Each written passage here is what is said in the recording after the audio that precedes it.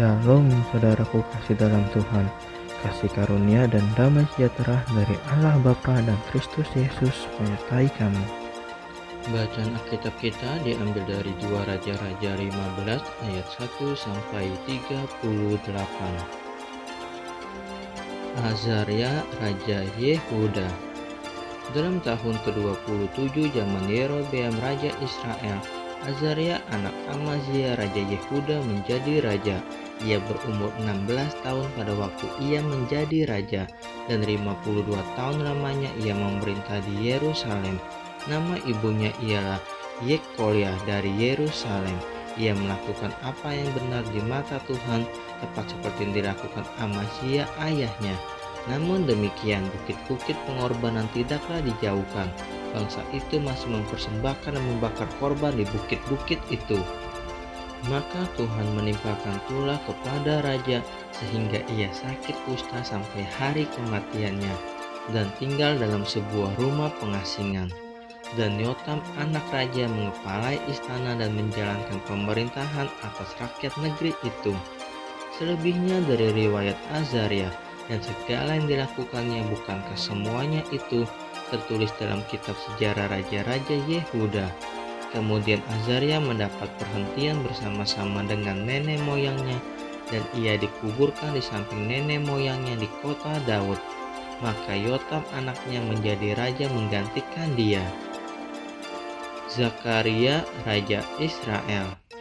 Dalam tahun ke-38 zaman Azaria Raja Yehuda, Zakaria anak Yerobeam menjadi raja atas Israel di Samaria. Ia memerintah 6 bulan lamanya. Ia melakukan apa yang jahat di mata Tuhan, seperti yang telah dilakukan oleh nenek moyangnya. Ia tidak menjauh dari dosa-dosa Yerobeam bin Nebat yang mengakibatkan orang Israel berdosa pula. Salum bin Yabes mengikat persepakatan melawan dia, membunuh dia di Yibleam, kemudian menjadi raja menggantikan dia. Selebihnya dari riwayat Zakaria, sesungguhnya semuanya itu tertulis dalam kitab sejarah raja-raja Israel. Bukankah begini firman Tuhan yang diucapkannya kepada Yehu, anak-anakmu sampai kepada keturunan yang keempat akan duduk di atas tata Israel, dan terjadilah demikian. Salum Raja Israel. Salum bin Yabes menjadi raja dalam tahun yang ke-39 zaman Uzia Raja Yehuda. Ia memerintah sebulan lamanya di Samaria. Sesudah itu majulah Menahem bin Gadi dari Tirza, lalu sampai ke Samaria. Ia membunuh Salum bin Yabes di Samaria, kemudian menjadi raja menggantikan dia. Selebihnya dari riwayat Salum dan persepakatan yang diadakannya, sesungguhnya semuanya itu tertulis dalam kitab sejarah raja-raja Israel. Pada waktu itu, dengan mulai dari Tirza, Menahem memusnahkan Tifsa dan semua orang yang ada di dalamnya serta daerahnya, sebab orang tidak membuka pintu kota baginya. Maka dimusnahkannyalah kota itu dan dibelahnya semua perempuan yang mengandung. Menahem Raja Israel. Dalam tahun ke-39 zaman Azaria Raja Yehuda, Menahem bin Gadi menjadi raja atas Israel. Ia memerintah 10 tahun lamanya di Samaria. Ia melakukan apa yang jahat di mata Tuhan. Sepanjang umurnya ia tidak menjauh dari dosa-dosa Yerobeam bin Nebat yang mengakibatkan orang Israel berdosa pula. Pul Raja Asyur datang menyerang negeri itu, lalu Menahem memberi 1000 talenta perak kepada Pul, supaya dibantunya dia mengukuhkan kerajaan itu di tangannya. Menahem mengeluarkan uang ini atas beban Israel dan atas beban semua orang yang kaya raya untuk diberikan kepada Raja Asyur, 50 sikel perak dari setiap orang. Lalu pulanglah Raja Asyur dan ia tidak tinggal di sana di negeri itu. Selebihnya dari riwayat Menahem dan segala yang dilakukannya, bukankah semuanya itu tertulis dalam kitab sejarah raja-raja Israel? Kemudian Menahem mendapat perhentian bersama-sama dengan nenek moyangnya. Maka Pekaya anaknya menjadi raja menggantikan dia. Pekaya Raja Israel. Dalam tahun ke-50 zaman Azaria Raja Yehuda, Pekaya anak Menahem menjadi raja atas Israel di Samaria. Ia memerintah 2 tahun lamanya. Ia melakukan apa yang jahat di mata Tuhan.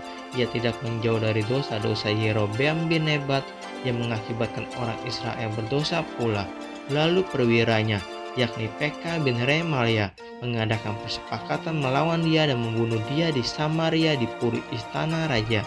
Beserta dia ada Argob dan Arye serta 50 orang Bani Gilead.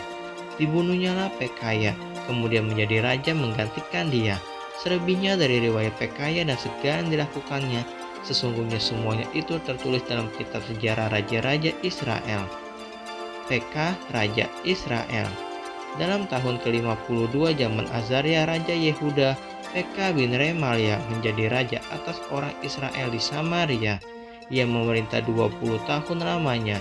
Ia melakukan apa yang jahat di mata Tuhan. Ia tidak menjauh dari dosa-dosa Yerobeam bin Nebat yang mengakibatkan orang Israel berdosa pula. Dalam zaman Pekah Raja Israel, datanglah Tiglat-Pileser Raja Asyur. Direbutnyalah Lion, Abel Bet-Maka, Yanoah, Kedes dan Hazor, Gilead dan Galilea, seluruh tanah Naftali, lalu diangkutnyalah penduduknya ke Asyur ke dalam pembuangan. Hosea bin Ela mengadakan persepakatan melawan Pekah bin Remalia. Dibunuhnyalah dia, kemudian dia menjadi raja menggantikannya dalam tahun ke-20 zaman Yotam bin Uzia. Selebihnya dari riwayat Pekah dan segala yang dilakukannya, sesungguhnya semuanya itu tertulis dalam kitab sejarah raja-raja Israel. Yotam, Raja Yehuda. Dalam tahun kedua zaman Pekah bin Remalia Raja Israel, Yotam anak Uzia Raja Yehuda menjadi raja. Ia berumur 25 tahun pada waktu ia menjadi raja dan 16 tahun lamanya ia memerintah di Yerusalem. Nama ibunya ialah Yerusa anak Zadok. Ia melakukan apa yang benar di mata Tuhan tepat seperti yang dilakukan Uzia ayahnya. Namun demikian bukit-bukit pengorbanan tidaklah dijauhkan. Bangsa itu masih mempersembahkan dan membakar korban di bukit-bukit itu.